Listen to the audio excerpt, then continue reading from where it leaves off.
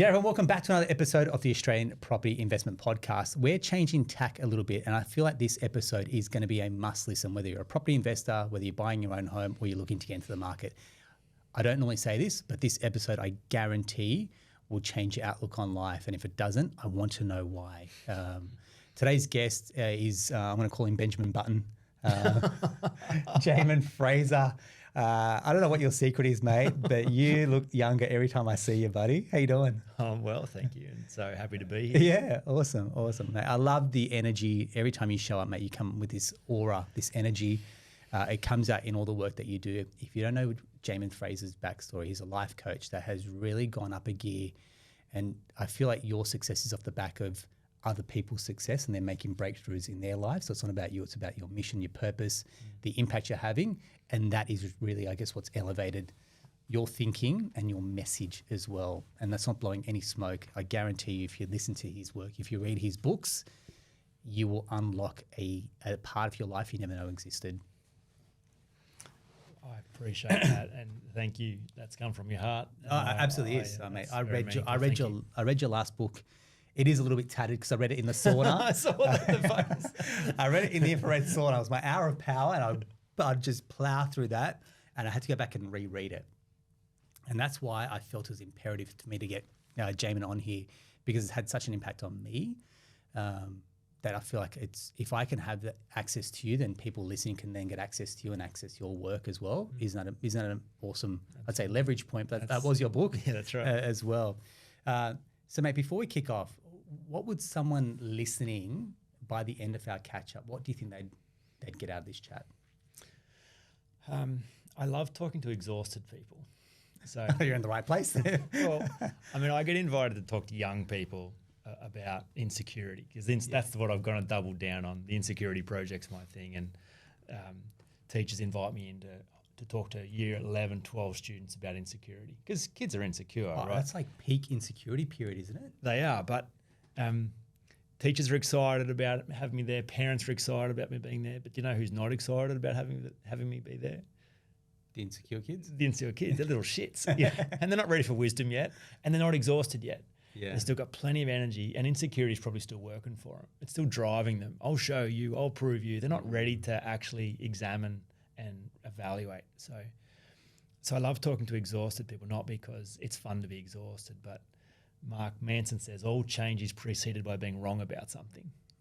So it's not until you're ready to be wrong that you open yourself up for an alternate viewpoint. So I think so many people assume that self-discipline is the only way forward. It is the benchmark for high performers, and they're frustrated at their own lack of discipline, and they think there's something wrong with them, and they reflect on previous years when they've been able to discipline themselves more, and now they're wondering why they're floundering and they can't just get it done. Yeah.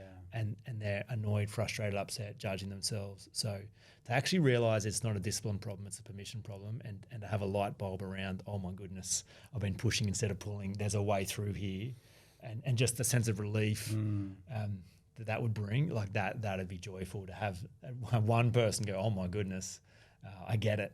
Yeah. And that's so life-giving. Yeah, I think your impact is far bigger than one person, right? But if you think about the ripple effect, and I can say this now, and we've been in chats beforehand where discipline for me, I'm like, I've subscribed to the Goggins, get up, get it done, time is money, time is energy, make it count. I'm in the gym doing supersets to make the best out of my time, that I can then optimize my morning to then be more productive during the day. And I'm like, and Bernie's like, I thought gym was meant to make you more calm, but you're more wound up than ever. And I'm like, yeah, but that's what high achievers and high performers do. And you kind of subscribe into this mode of going, if I just keep going, and if I keep optimizing my day, keep being productive, keep being efficient, listen to a podcast while I'm in the shower, for example, and listen to something in the car, which is get up, get it done. And there's so much to be said about Goggins, because I think he's fantastic. So we're not ragging on him, but I feel like you've come up with a different energy going, is that truly serving you, or is it actually counter-cyclical as well? What's your thoughts? Well, I'm not trying to be deliberately aggressive or counter. That's not my point. I just, I'm an engineer at heart, I think. I love deconstructing things. I love understanding how things work. So I just look at self-discipline as a strategy. How does it work? What is it based on? And, you know, a simple bit of scrutiny of self-discipline realizes it's to manage yourself. So it's to use your best energy against yourself to make yourself do the things that you wouldn't do otherwise. And it's this fear that if you snooze, you lose. The moment you stop managing yourself, riding yourself, forcing yourself, tricking yourself, making yourself, then this bad, lazy, fat, recalcitrant part of you will come out and take over, and you move further away from the goal. So that's the structure of it. And that's most people's experience of themselves. They've got past mistakes, failures, disappointments, where they feel like, look at this, I do have evidence that I have to be managed. Yeah. So I'll find ways to keep myself under check. And you see it celebrated. Like Ned Brockman, the guy who ran from Perth to Sydney, yes. Crazy guy. I follow him on the socials because his energy is contagious. Yeah. His post yesterday was, he who conquers himself conquers the world. And so it's just this idea that that's the job. You're supposed to kill yourself. You're supposed to override your natural tendencies. You can't trust your natural tendencies. Absolutely. That's going to lead you astray. You've got to be better than you and do what you wouldn't do.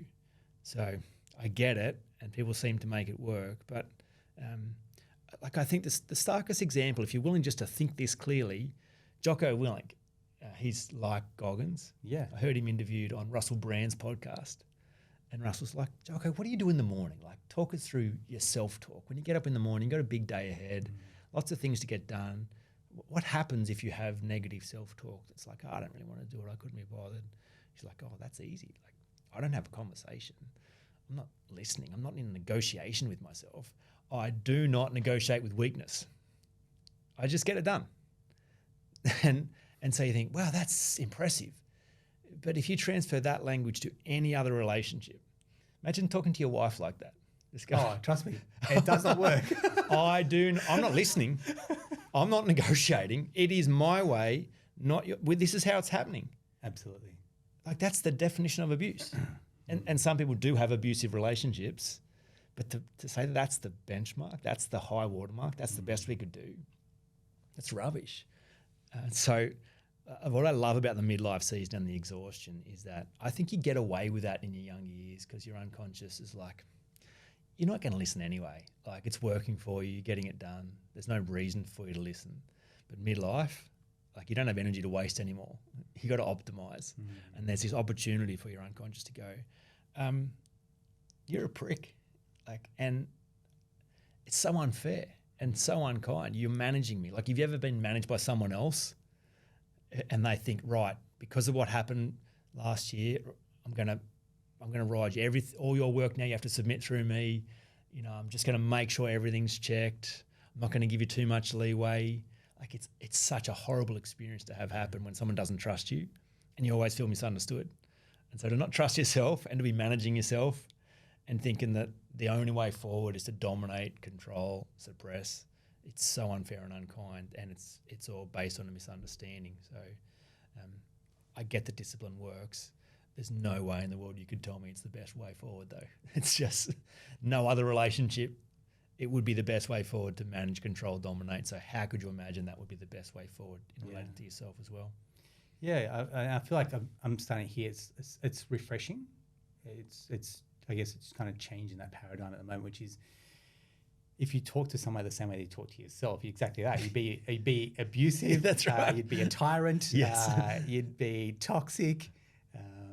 You'd be harsh. You'd be a bully. Yeah. But you do it to yourself, and I've heard that it's like, hey, this is super unhealthy, but it's like, no, but I need this voice in me to go, hey, we're pushing to a new level. Yeah, and I only perform under pressure, so people kind of watch themselves get it done when they berate themselves, when they flog themselves, when they create excess pressure, and they leave themselves no options. And they go, see, it works.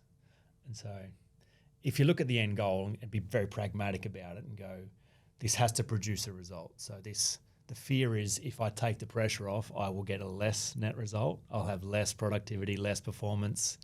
I'll take it easier. I won't achieve. So if you say, well, no, what if you had to achieve more? What if, you had to increase your performance, your achievements, your ability to excel, and that permission was going to get you more of that, not less. Like, that's that's a trick for people to get their head around, because they're so afraid that if they stop driving themselves, they'll go backwards. And so they never even imagine that they could have this conversation to set things straight. Yeah, and I guess we've got you on here, and a lot of our listeners are in this space of building wealth, accumulating properties, building a portfolio. Usually they're the higher income earners. There's an element to how I can really turn the dial on my income potential as well. I lay down some good foundations now, and we set for the future as well. How does a high performer, high achiever suddenly, I don't know, be more gentler on themselves when this is what got them to this level with success, whether that's through property, whether that's through wealth, or in their career? Yeah, well, I think there comes a point in midlife where you get confronted with the fact that you don't have a choice anymore. So it's not working to treat yourself like that. There's this window of opportunity where your unconscious gets a chance to have a crack at a better conversation. And I said this with relationships. So the last book was a relationship book about how to change the people you love for all the right reasons and get the relationships you deserve using leverage. Yeah. I think it's exactly the same with yourself. So your unconscious goes, listen, you've been treating me like I'm your enemy for 20 or 30 years. I'm not willing to go around again like this. So if you want to keep doing that, here's what's going to happen next. I'm going to pull fuses out. I'm going to get in your way. I will agitate you. You'll get sick. You'll lose motivation. Things will get foggy in your head. It'll, like, weird things will start showing up in your world that you're blocked here and resisted here. And so I just love that all of a sudden your unconscious goes, there's a play here and I've got some leverage because I control 90% of the function. So you think you can dominate with 10% and get away with it? Not anymore. Not in the midlife season. You're too tired for that.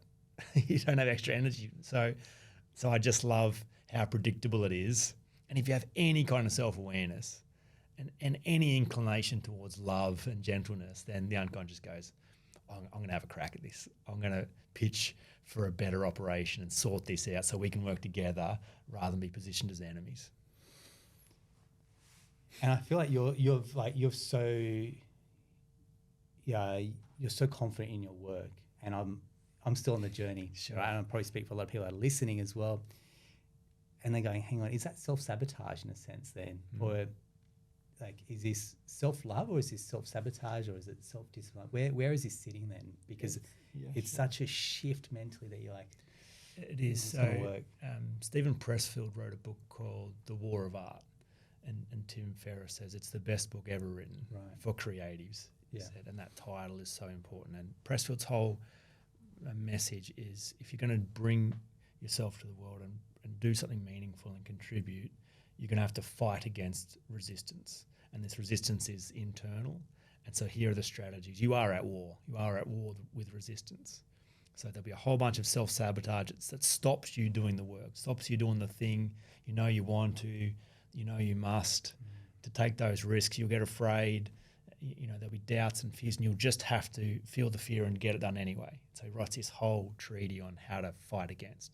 So that's most people's experience. They see resistance and they go, oh, this is self-sabotage. This is the worst of me, the part that hates me, the part that doesn't want me to be successful, trying to get in my way, and I can't let that part win.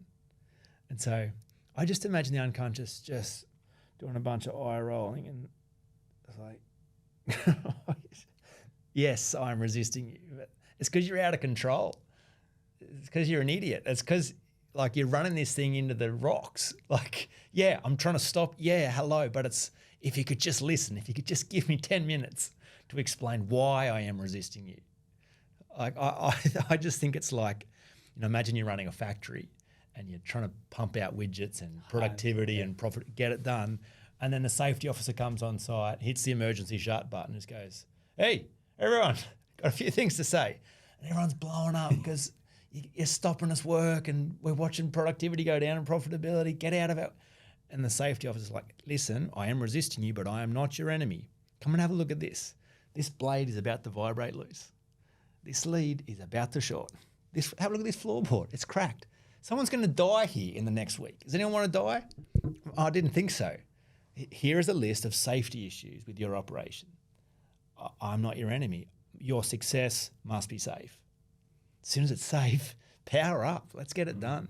So yes, I'm resisting you, correct, but not because I'm your enemy. I'm your advocate. I don't want you to die. So it's exactly the same. Your unconscious goes, yeah, I'm sabotaging you, correct, but I'm not your enemy. I want to stop you because if I gave you more energy and more power right now, then it just speeds up the rate of demise. You are this close from dying already and you want more energy, more focus, more motivation. That's ridiculous. So every cell is hardwired for protection. You can't just turn it off.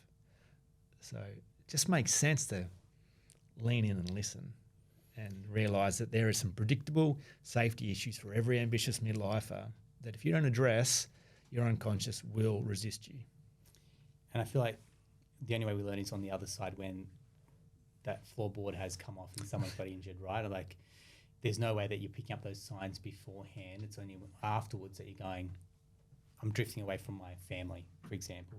I'm consistently angry or stressed, or I'm burnt out and now I need to go and find a pill or a 5-day retreat or plug into something else, the next powder that's going to give me a bit of a kick or a sugar hit to then get back on the tools and power up this workplace, right? It's such a great point, because people who are investing, looking to get ahead, build their wealth, it's not the only thing that matters.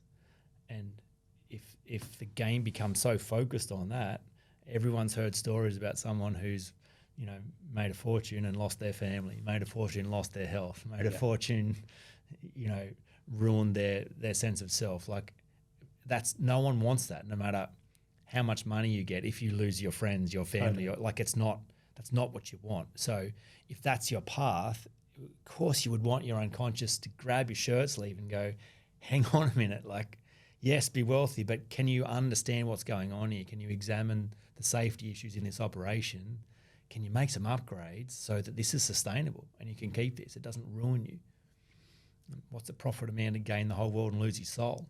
Yes. Like you're not going to be happy with that. So it's such, when you get it, you're like, oh my goodness, thank you that there is a part of me that loves me enough to get in my way and demand wisdom, demand an upgrade, demand safety. And when you see that there's a friend, not a foe internally, and that there is some structure to this and some predictability to this, it's so exciting, because then it becomes a framework, then it becomes a path that you could follow, and you could upgrade to permission rather than discipline, work with yourself rather than against yourself. That takes some level of self-awareness though, because I mean, you talk about insecurity, and if I'm powering ahead, at what point do you face up and then put a mirror to you going, actually there is some insecurity showing up? Because they're probably confident in their own skin. They're a bit, again, we're talking about high achievers, high performers, right?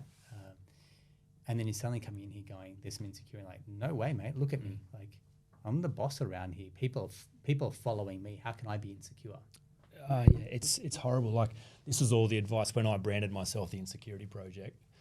Glenn said, no, that you can't do that. That's like saying you're going to be the shit business guy. Like, I remember my business coach said, that's not going to work. Like, what will you do when that fails? Because people are insecure about being insecure. Yeah. So it's such a confronting thing. I was already ruined for anything else anyway, because people suffer greatly for not knowing it's a solvable problem. So I just thought, I'm going to talk about it really intelligently on repeat, so that when it becomes apparent that it is a problem, people will know that there is a solution to this.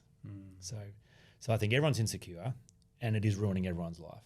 But just because something's ruining your life doesn't mean you have to know that. It's how anyone smokes cigarettes. Like, it is actually killing you, but you don't have to pay attention to that fact. So if you did pay attention to that fact, then you can't keep smoking. It creates such a pain response. You have to do something about it. Yeah. So back to the last book around leverage, relationship change. So it's this idea that every relationship starts out lovely, the space is clean, but it doesn't stay that way. And so often couples find themselves 20 years down the track going, how do we get here? The space is not clean. It's kind of an arrangement. We've got kids together, we've got property together, we've got goals together, but there's stuff between us. And so what happens invariably is that one person reaches a limit about that situation quicker than the other. No two people are ready for change at the same time. One person goes, this is not working for me. And I know you don't want to hear this because you think it's fine and we're all good, but I'm not good. And I don't like this. This is not what I visaged for my life. This is not loving up. We've got to have some conversations. The other person goes, oh, no, it'll be all right, and tries to get out of it. Then one person goes, no, I'm serious. Like, I'm actually serious. And then the other person still tries to get out of it. And then the person who's serious goes, they're not listening. You're not listening, and I'm not asking you for this conversation. I'm actually demanding a conversation. Like, this is really important, and I'll do whatever to get your attention to have this conversation for the sake of our relationship, because this is worth fighting for.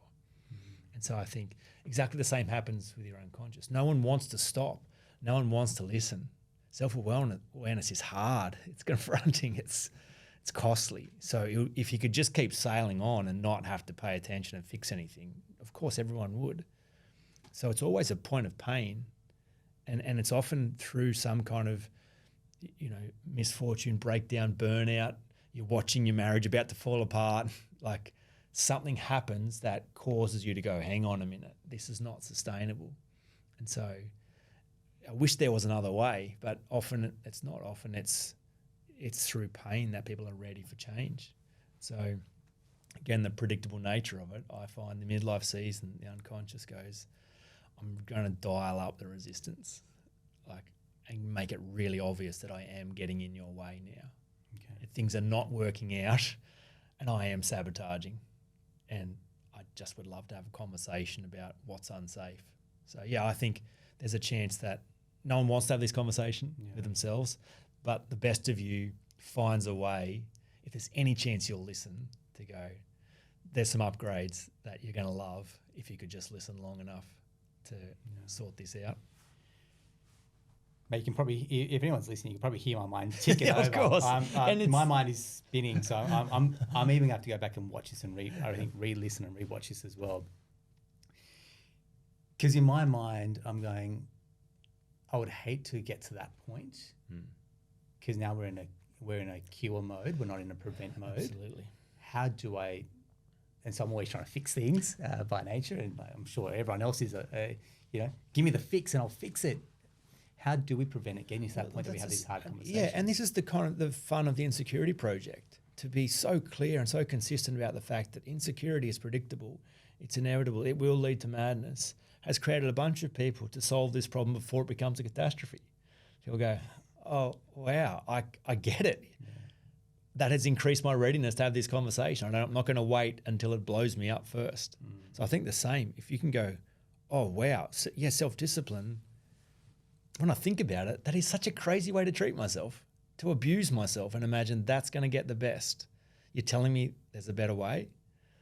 You're telling me I could relate, work with myself, and permission is the upgrade. Like, just to frame that for people, I think is part of why I'm so convinced this is an important message, to go, yeah, you don't have to wait till this blows up. If you can get your head around this, you could be smart about this, make the upgrade before the ship's on fire.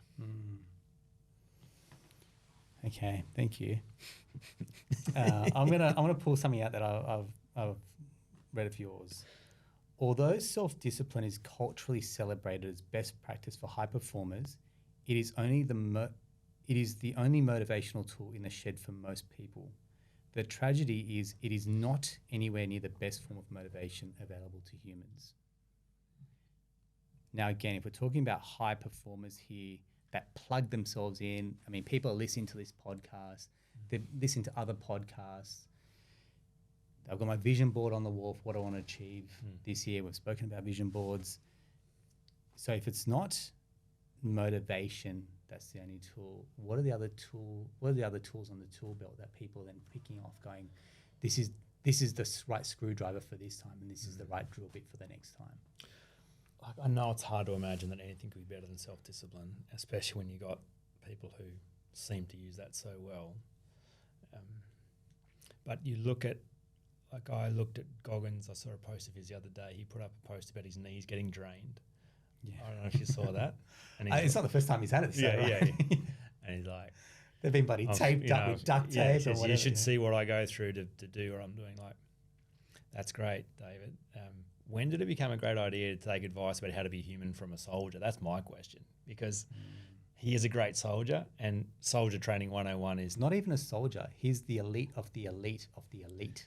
and so the process of dehumanization that goes into becoming an elite soldier. Like there's no surprise. That is what happens. Emotion is irrelevant. Empathy, compassion, kindness, like they are human traits that have no value as a soldier.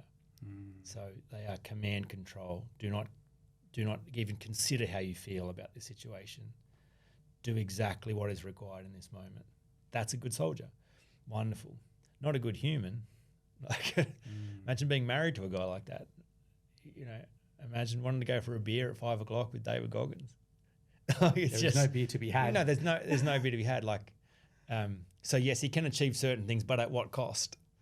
So, an incredible guy, very likable guy, but out of control at the same time.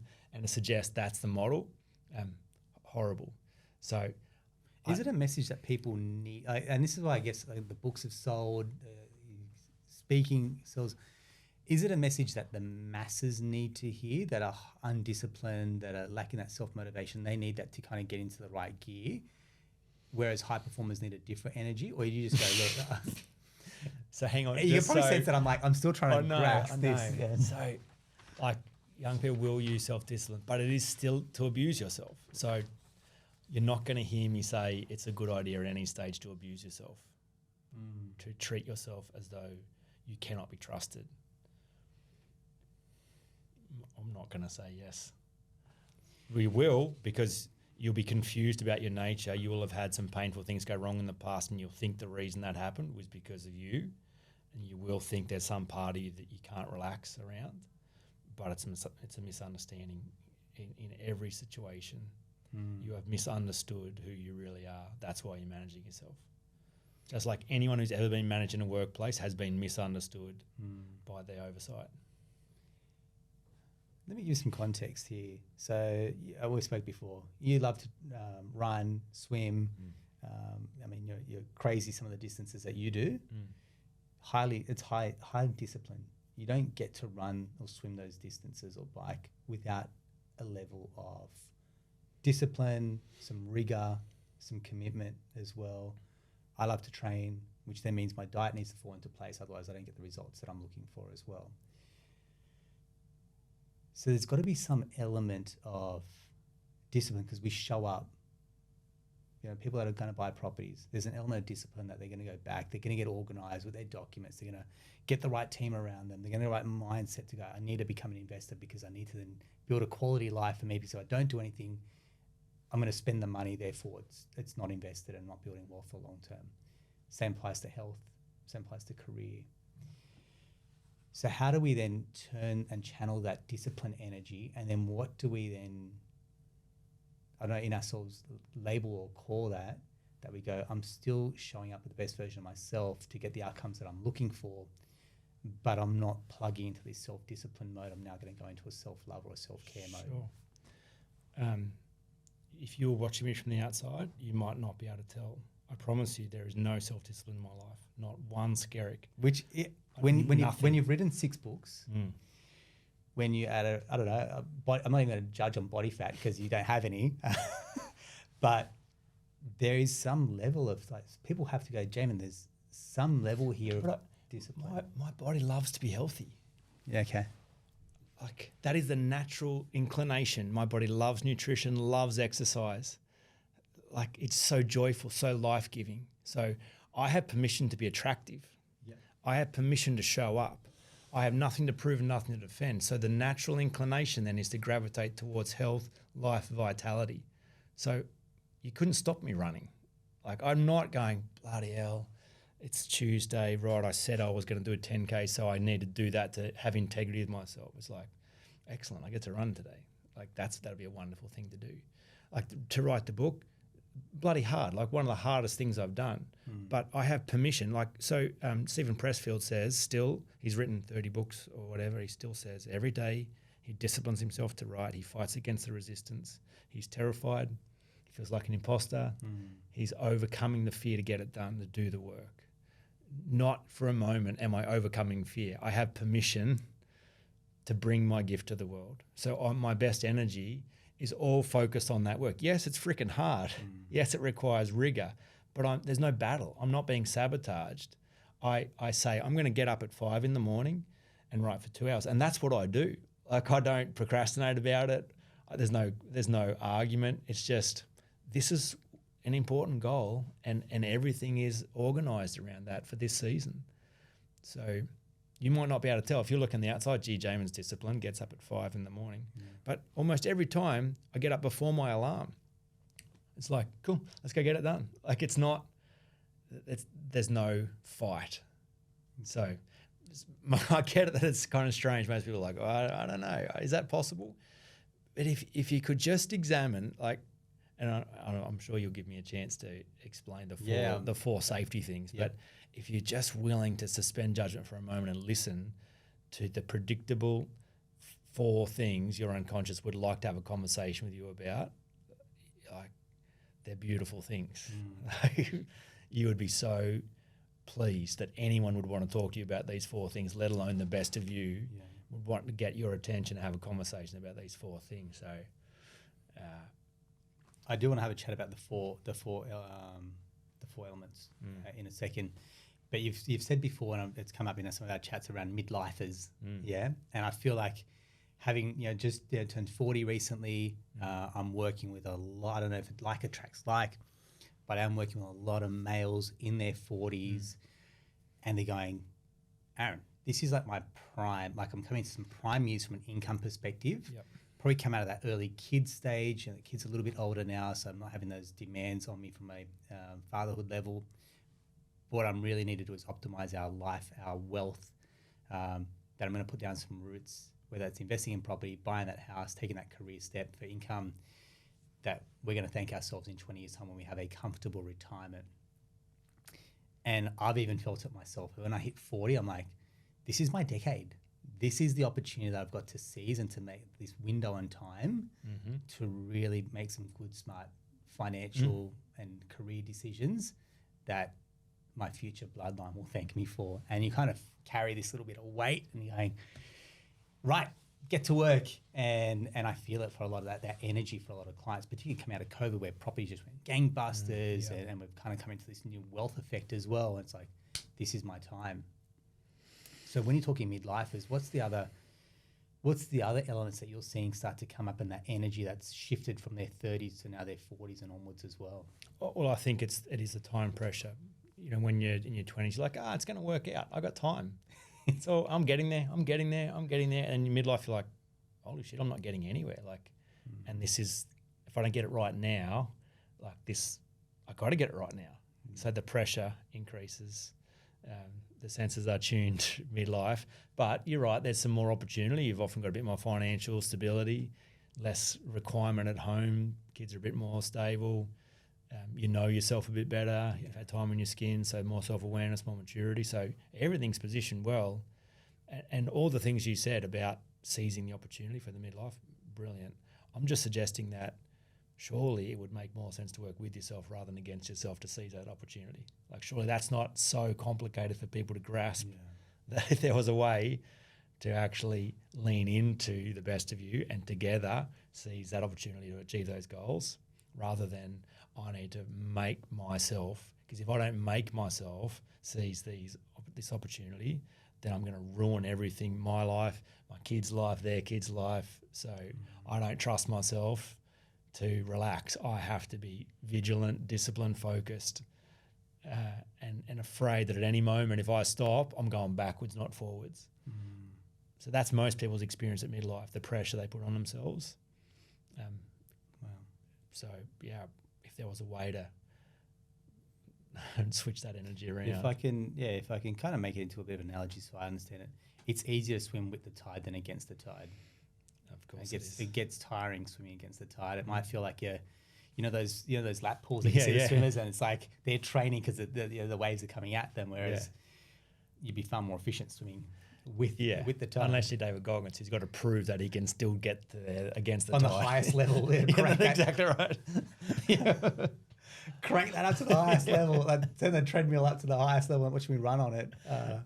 I feel like, and the treadmill is probably a really, really good example. People stuck in a corporate role. Again, you're coaching a lot of these people we spoke about before, and they're stuck on this treadmill at the highest level, going, if I don't run at this pace, someone else is going to take my gig. Someone else is going to come and take my house, that one that I want. Someone else is going to take my family, the one that I've worked hard to build. And it can all, I guess, as a level of burnout, making bad decisions, it can all go away pretty quickly. It's terrifying, the pressure people find themselves in. It is, isn't it?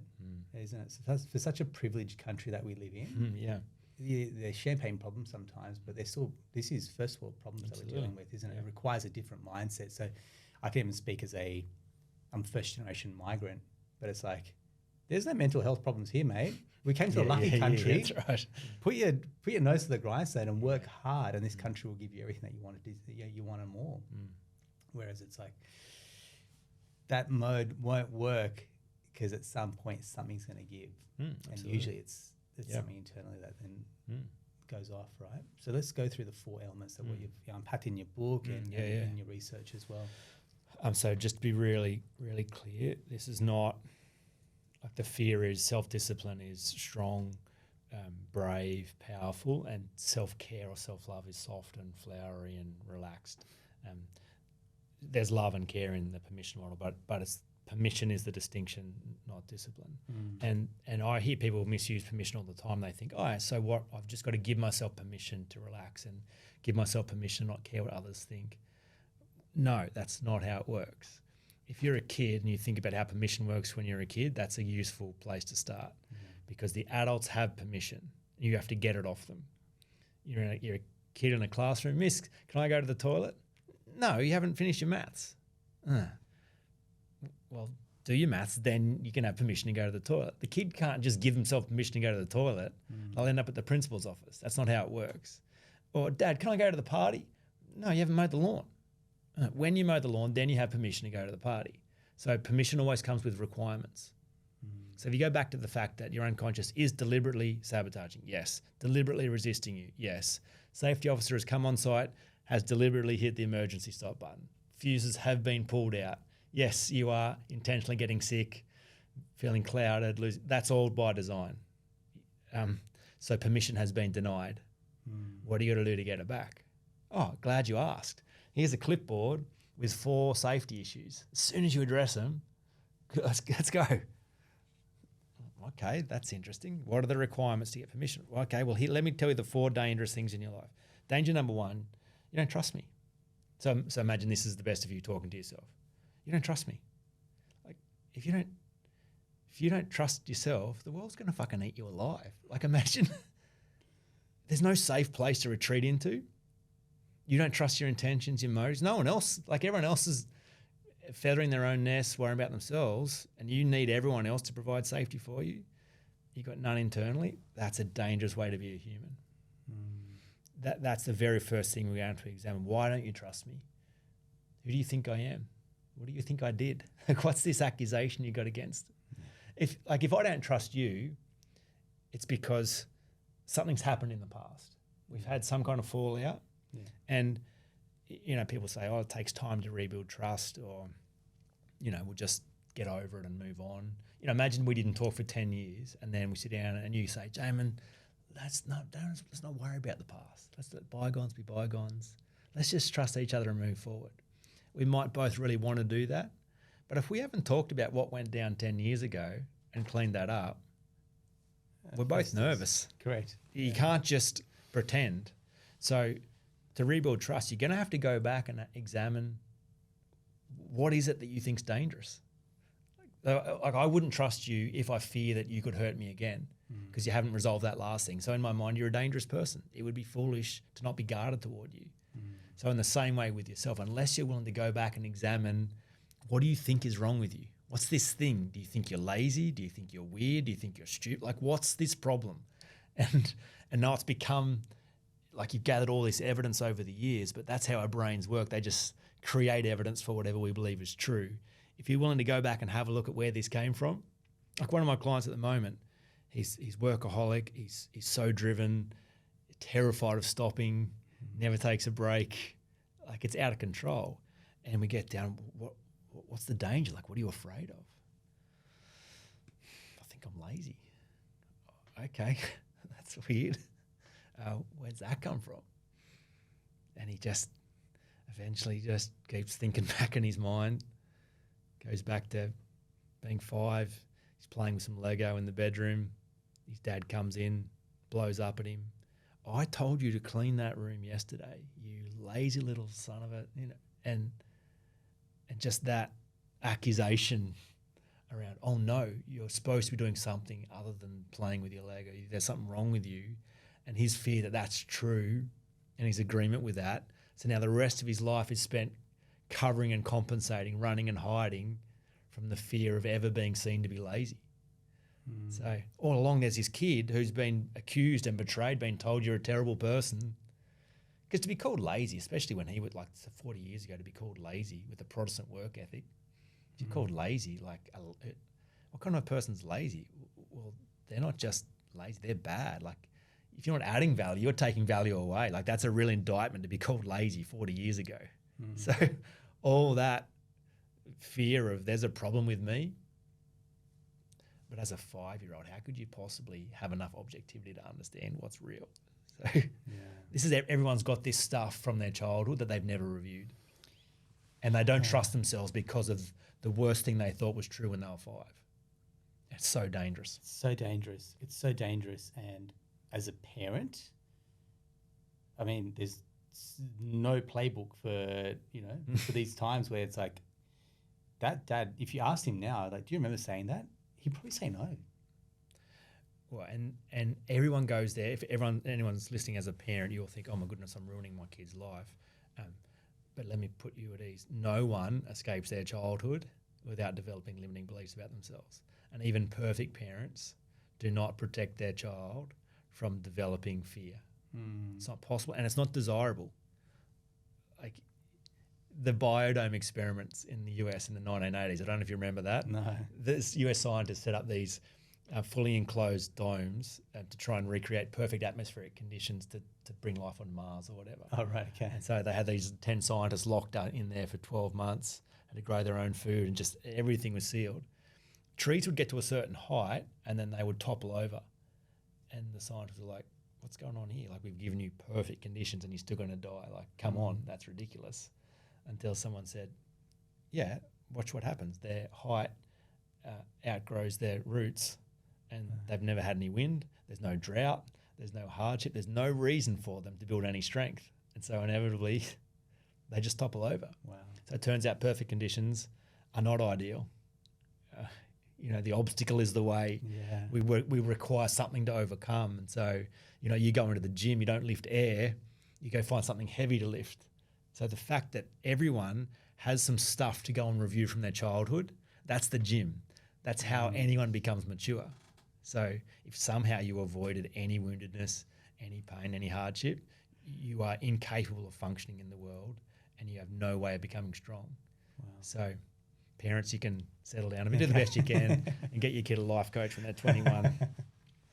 But you can kind of understand that if you don't trust yourself, A, it's dangerous, but B, it's so unfair because for this guy to have accused himself of being lazy when he was 5, it's a betrayal. He has, like, his dad said some stuff, but he's agreed. And he's looked at himself and like, you're shit. You're bad. You're worthless. You're not a contributor. You're a thief. And so then it's like, well, don't be you. Like, never be you ever again. Be better than you. Be different than you. Be other than you. So now he's running and hiding from who he thinks he really is so that no one ever finds out that he's actually lazy and worthless.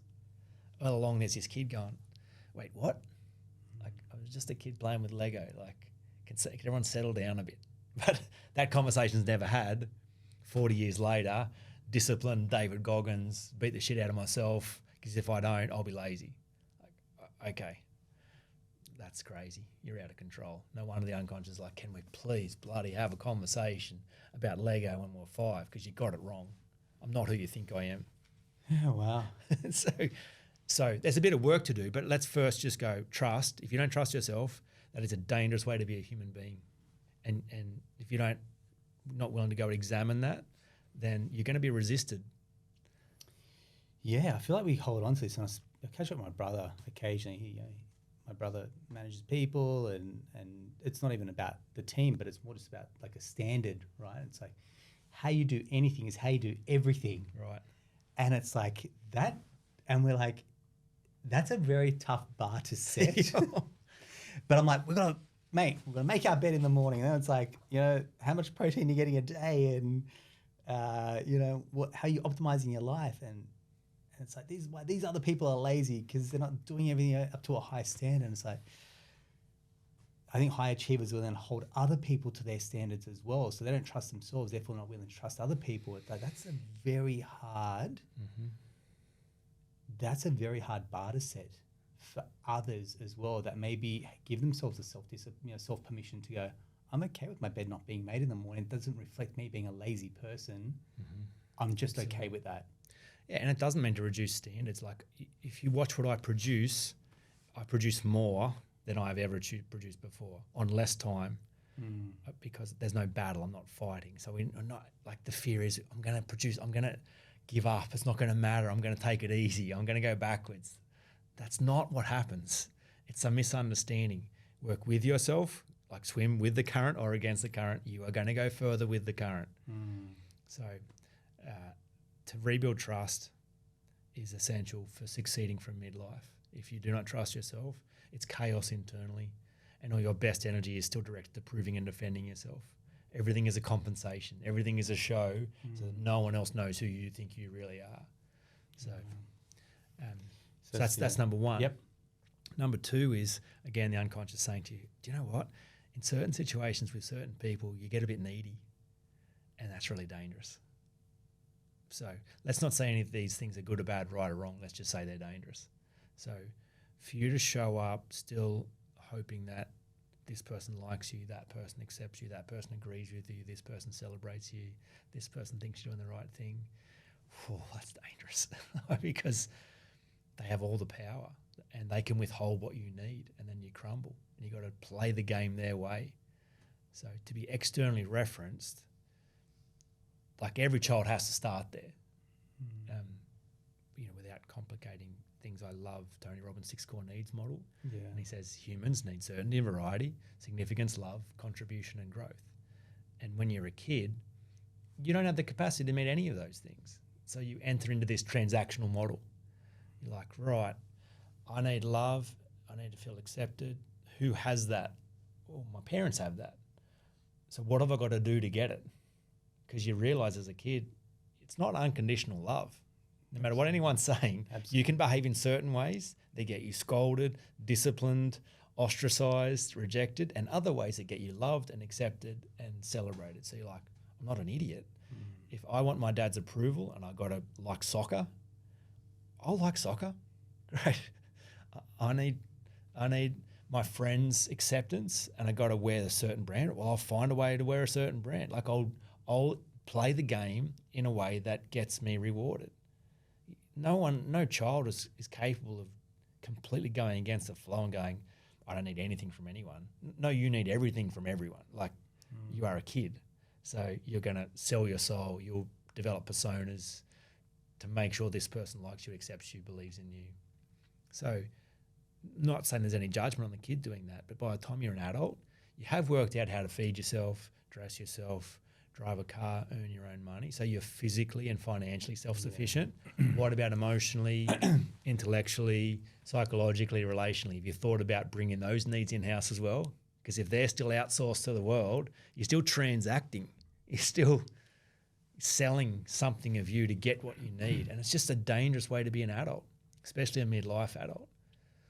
So this idea of, until you become your own source, until you validate your own existence, until you're willing to deeply love and accept yourself, until you're willing to be your own certainty, you're in danger. So for me, I don't know if I've ever told you about my rings, but this ring's a visual anchor of a commitment I made to Catherine 25 years ago. Yeah. 19. And I remember standing on the altar with her saying some pretty big words, you know, as a kid. As a kid. And I remember my father-in-law saying, "You are too young, this is not going to work." And so I'm saying all these things to her, knowing I have no track record of being able to prove anything here. But that's not what qualifies me. What qualifies me is my wholeheartedness.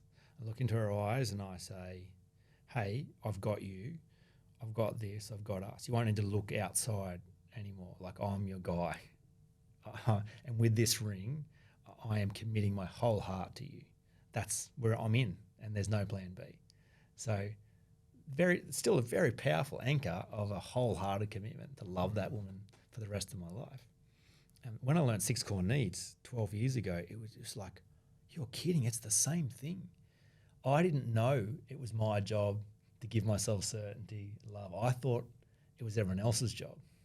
Yes. And then no wonder I'm so insecure and needy and uncertain and anxious, because no one's very good at it. They're too busy meeting their own needs to worry about mine as well. And until I realised, oh, that's my job.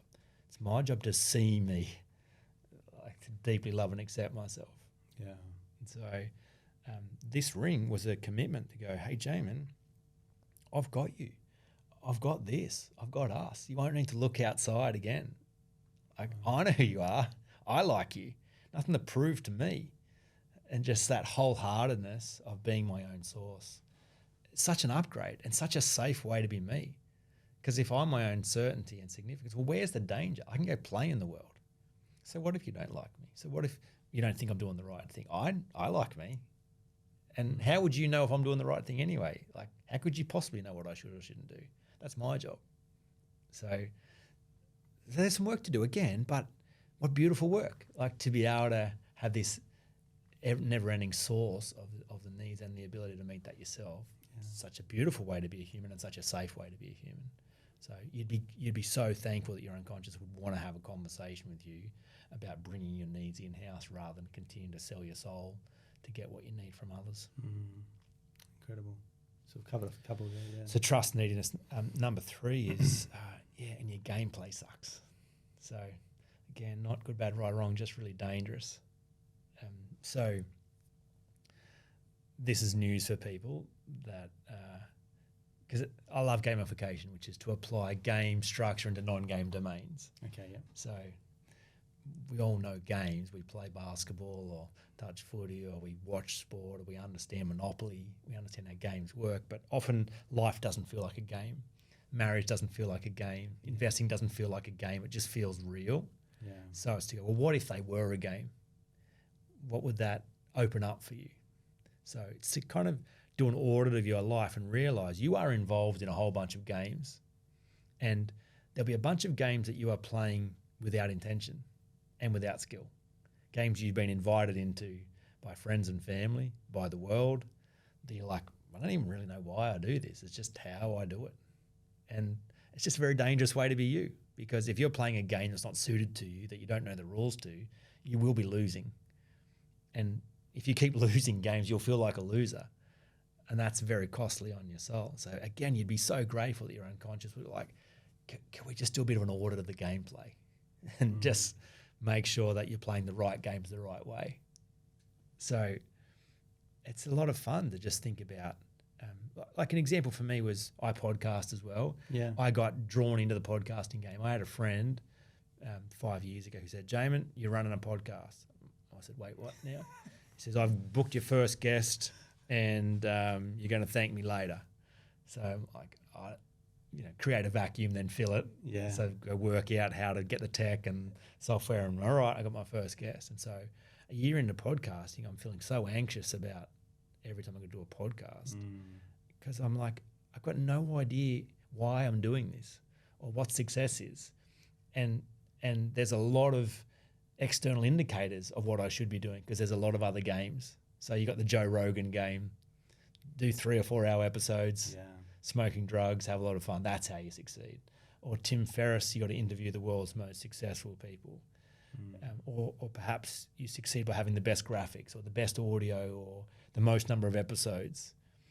But when I stopped and went, hang on, what's my game? It's like, okay, my game is do not add to the noise.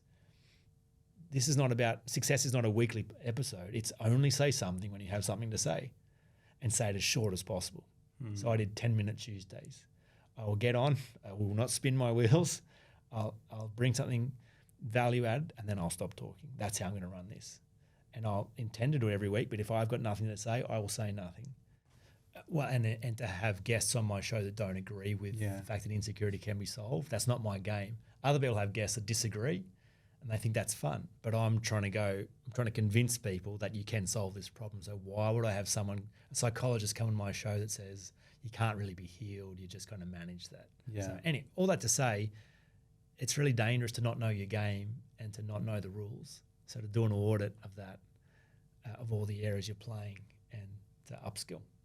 Awesome. And then the final one is an incongruent avatar. So the most subtle of the four, but still a danger. Absolutely. And that would be, to keep the game metaphor going, you're playing basketball, but you keep showing up with your netball skirt on. So it's weird. You're a good basketball player, but no one takes you seriously. You don't take yourself seriously. So, when I wrote the book, probably when you wrote the book too, the game of writing, you got to become a writer. You can't just show up and play the game as a business owner or a coach or a podcaster. That's not how it works. You have to embody someone who knows how to write. You have to show up as that avatar. Yeah. So just a wholeheartedness to then be a winner in the games. So if you get those four, you trust yourself, you're internally referenced, you're clear about all the games you're playing, and they're the right games for you and you know the rules, and then you show up as the person who can win those games. Like, permission granted. Yeah. Let's go play in the world. Your world's now safe. Now everything's aligned, and then productivity and performance can increase. Awesome. Yeah, I feel like this is a real identity upgrade for a lot of people. Yeah, that's a great way of describing it. Yeah, it's to shake off the old self to go into the new self. Yep. That's why you call it the work. That's one thing that's a common thread with a lot of these modalities. For example, you got to do the work, and this is deep, heavy work. And it's an operating system upgrade too, if you think about it. Like, if you've never updated your phone, new apps aren't going to run on an old iPhone 3 operating system. So it makes sense that there's going to be some upgrades every now and then. So midlife, there's an upgrade around these four things. I love it. Hey, mate, I feel like we have to come back on at some point. There's so much more to get through. If you've loved this episode, like I said, it may seem like there's a little bit left of center, and that's deliberate, because when we talk about investors, when we talk about midlifers, when we talk about making good decisions for the future and giving yourself the permission to be wealthy, the permission to be a high-quality investor, the permission that you're going to shake off old relationships that aren't serving you to then new ones as well, but most importantly, self-talk, I feel like this is going to be a recipe that's going to help you unlock some new levels as well. And I know you've graciously given us a couple. So if you've loved this episode, drop us a DM. We'll put it as first in best dressed for a couple of these books to come out to people. I really hope you get a lot out of this. Jaemin, thank you very much, mate. I appreciate the chat. Thanks for having me. It's been awesome, great. Mate. It's been awesome. That's a wrap for another episode of the Australian Property Investment Podcast. We'll talk to you soon.